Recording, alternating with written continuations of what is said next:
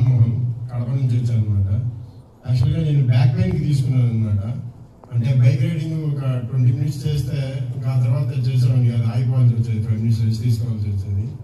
కానీ ఈరోజు అన్లిమిటెడ్గా 3 months వాడిన తర్వాత నేను అన్లిమిటెడ్గా ఎంత దూరమైనా సరే ట్రిపుల్ రైడింగ్ కూడా రైడింగ్ చేయగలుగుతున్నాను. బ్యాక్ పెయిన్ అనేది అసలు ఎట్లుంటుందో కూడా తెలియకుండా అయిపోయింది అనమాట వితిన్ 3 months. దాని తర్వాత నేను కూడా చాలా మందికి ఇచ్చాను, సయాటికాకి ఇచ్చాను, అదేవిధంగా డయాబెటిక్ ఇచ్చాను మైదుకూరులో. ఆ డయాబెటిక్ పేషెంట్ ఏంటంటే చాలా నీరసం అయిపోయినాడు, అసలు కాలు అంతా డ్యామేజ్ అయిపోయింది, అంటే పురుగులు పట్టి ఉన్నాయి అనమాట. అంటే వాళ్ళకు ఫ్యామిలీ మెంబర్స్ ఎవరు లేరు, వాళ్ళ అమ్మ ఒక్కతే ఉంది, వాళ్ళ మిస్సెస్ వచ్చేసి అమెరికా అక్కడ కువైట్లో ఉన్నారు, కొడుకు కూడా పట్టించుకోలేదు. అతని పరిస్థితి చూస్తే చాలా దారుణంగా ఉంది. అసలు మాకు ఆ రూమ్లోకి ఎంటర్ కావడానికే చాలా భయం వేసేది అనమాట. స్మెల్ వస్తుంది, పురుగులు పట్టున్నాయండి.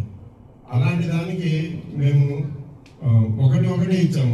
వాళ్ళు చాలా పేదవాళ్ళు కూడా, ఒక్కొక్కటే క్యాప్సూల్ ఇచ్చాము. తర్వాత నిదానంగా పెంచుకుంటూ వెళ్ళాము.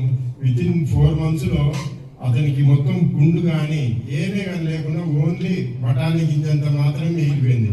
బాడీలో ఉండే కాల్లో ఉండే ఇన్ఫెక్షన్ మొత్తం. ఇంకోటి అతను అక్కడ చెన్నైలో ఒకటి హాస్పిటల్ ఉందంట, సిఎంసి అది, ఆ హాస్పిటల్లోకి వెళ్తే ఆ కాలు తీసేయాలి అని అన్నారంట.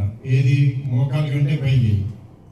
వాళ్ళు అన్ని రెడీ చేసుకున్నారంట, కత్తులు అవన్నీ కూడా. కానీ అతను చెప్పగట్టుకోకుండా అక్కడ నుంచి బయటకు వచ్చేసినాడు. ఆ కాలు తీస్తే భయపడి వాళ్ళ అమ్మ కూడా చెప్పకుండా అతను వచ్చేసిన తర్వాత వాళ్ళ అమ్మ వచ్చేసింది. ఆ తర్వాత ఇక్కడికి వచ్చిన తర్వాత మా నెంబర్ ఎట్లా తెలిసిందో అతను తెలియదు. నాకు కాల్ చేశాడు, 1000 ఇచ్చాము.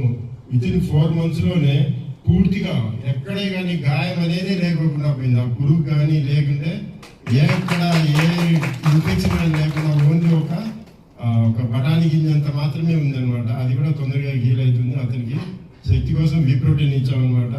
ఎక్సలెంట్ రిజల్ట్ అనమాట. Thank you to